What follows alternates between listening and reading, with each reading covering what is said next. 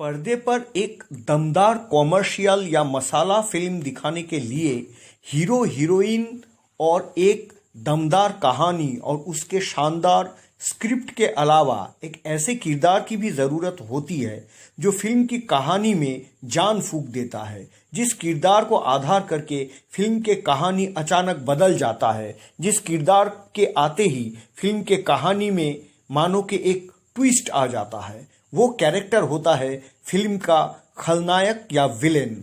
आज के समय में खलनायकों के रूप भी बदल चुके हैं। अब कोई इंसान उस फिल्म में खलनायक क्यों है, उसके पीछे कई बार वजह बता दी जाती है। हालांकि 70-80 के दशक में खलनायक सिर्फ एक बुरा इंसान होता था, जिसके बुरे होने का कोई वजह फिल्म में हर समय नहीं दिखाया जाता था। उसके चेहरे पर एक खौफनाक मुस्कान होती थी और आंखों में से दरिंदगी टपकती थी। उसे जब कुछ पाना होता था तो वो किसी भी कीमत पे उसे हासिल करने का कोशिश करता था या छीन लेता था और अपनी जीत का खुलकर जश्न भी मनाता था। उस दशक के बहुत से खलनायक ऐसे थे जिसके अभिनय को देखकर लोग उन्हें वास्तव में भी सचमुच नफरत करने लगे थे। इसमें बॉलीवुड के दमदार अभिनेता रंजीत का नाम भी शामिल है, जिन्होंने विलेन के रोल में अपनी खास पहचान बनाई। बॉलीवुड के मशहूर विलेन रंजीत का जन्म 12 नवंबर 1946 को हुआ था। उन्होंने करीब 200 फिल्मों में काम किया है। रंजीत बॉलीवुड के सबसे चर्चित और मशहूर विलेन रहे हैं। उन्होंने किरदार तो कई निभाए, लेकिन खलनायक के रोल में सबसे ज़्यादा सुर्खियां बटोरी। हालांकि एक फिल्म के लिए उन्हें अपने घर में बहुत शर्मिंदगी का सामना करना पड़ा था। रंजीत का असल नाम गोपाल बेदी है, लेकिन पर्दे पर उनका कई दफ़ा नाम रंजीत ही रखा गया था। इस नाम ने उनकी ऐसी पहचान बनाई कि उन्हें दुनिया इसी नाम से जानने लगी थी। वो पर्दे पर आते तो फिल्म की हीरोइन से लेकर फिल्म देख रही लड़कियां तक डर जाती। उनके चेहरे के भाव से ही फिल्म देखने वाले को दहशत हो जाती। हालांकि पर्दे पर खलनायक बनने के लिए उन्हें तारीफ तो मिली, लेकिन उन्हीं में से एक किरदार ने घर में उनकी एक बार बेइज्जती करवा दी थी। एक इंटरव्यू में रंजीत ने इस बात का खुलासा किया था कि फिल्म शर्मीली में उन्होंने एक ऐसे विलेन का रोल निभाया था जो हीरोइन बनी राखी के बलात्कार करने की कोशिश करता है और उसकी बेइज्जती करने का कोशिश करता है। रंजीत ने बताया था कि उनकी इस हरकत को देखकर उनके घर वाले काफ़ी गुस्सा हो गए थे। रंजीत ने बताया था कि हीरोइन के साथ इस तरह की ज़बरदस्ती करना देख उनके घर वालों ने उन्हें घर से बाहर निकाल दिया। उनके पिता ने कहा कि फिल्मों में काम करना है तो डॉक्टर इंजीनियर का रोल करो, ये क्या किरदार निभाते हो? बाप की नाक कटवा रहे हो? अमृतसर में मैं क्या मुंह दिखाऊंगा? रंजीत ने बताया था कि उनकी माँ उन्हें डांटते हुए कहा था कि दफा हो जाओ, लड़कियों के कपड़े फाड़ना, इज्जत लूटना, क्या यही सब करते हो? तुमने इतनी नाजुक और खूबसूरत लड़की के साथ बदतमीजी की, तुम्हें तो डूब मरना चाहिए। रंजीत ने आगे बताया कि उन्होंने अपने घर वालों को समझाया कि ये सिर्फ एक फिल्म का हिस्सा है, ये हकीकत नहीं है, ऐसा असलियत में नहीं होता है। घर वालों को समझाने के लिए रंजीत ने अपने साथ राखी को भी घर ले गए थे। रंजीत के फिल्मों में आने के पीछे सुनील दत्त साहब का बहुत बड़ा योगदान रहा। सुनील दत्त ने ही उन्हें अपने फिल्म रेशमा और शेरा में मौका दिए थे। हालांकि रंजीत पहली बार पर्दे पर नजर आए थे फिल्म सावन भादो में। मज़े के बात तो यह है कि सावन भादो और रेशमा और शेरा, ये दोनों फिल्मों में ही रंजीत ने पॉजिटिव रोल यानी कि अच्छे इंसान की भूमिका निभाए थे। पंजाब में जन्मे रंजीत ने कई पंजाबी फिल्मों जैसे रब ने बना दी जोड़ियाँ, मन जीते जग जीते जैसे फिल्मों में भी काम किया था।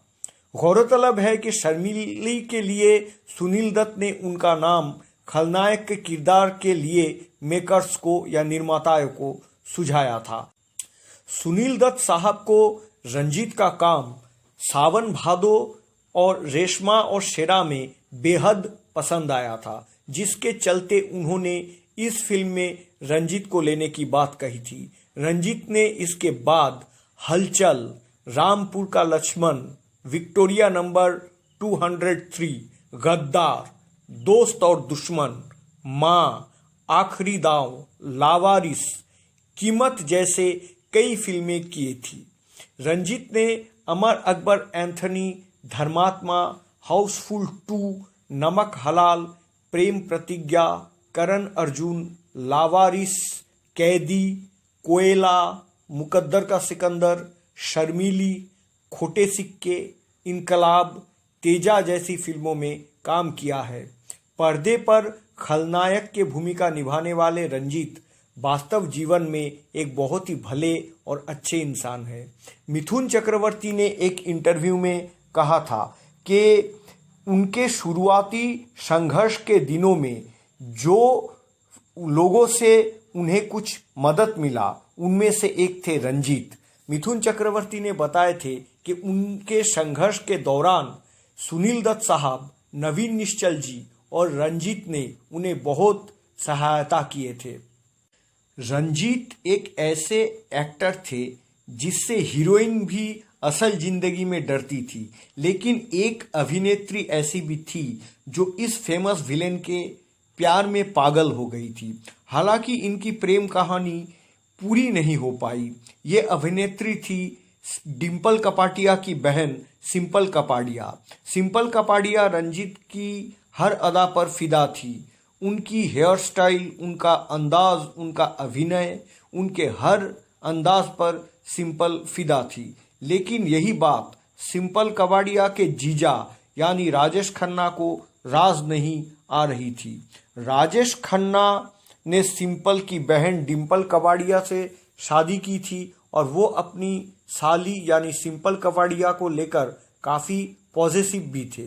राजेश खन्ना और सिंपल कपाड़िया शक्ति सामंत के फिल्म अनुरोध पे साथ काम भी किए थे। कहा जाता है कि राजेश खन्ना रंजीत को पसंद नहीं करते थे। रंजीत की विलेन वाली छवि शायद राजेश खन्ना की दिलो दिमाग पर हावी हो गई थी, जिसकी वजह से राजेश को दोनों का रिश्ता पसंद नहीं था। राजेश खन्ना काफ़ी वक्त तक उस गुबार को अंदर दबाए रहे, लेकिन सिंपल कपाड़िया और रंजीत के अफेयर और इंटीमेसी के चर्चा ने उस गुबार को बाहर आने पर मजबूर कर ही दिया।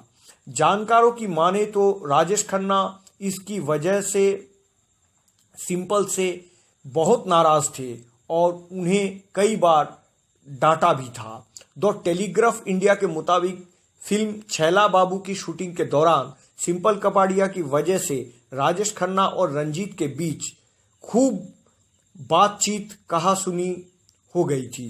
दोनों के बीच बहुत बहस भी हुई और फिर वक्त के साथ सिंपल कपाड़िया और रंजीत के अफेयर के चर्चे खत्म हो गए।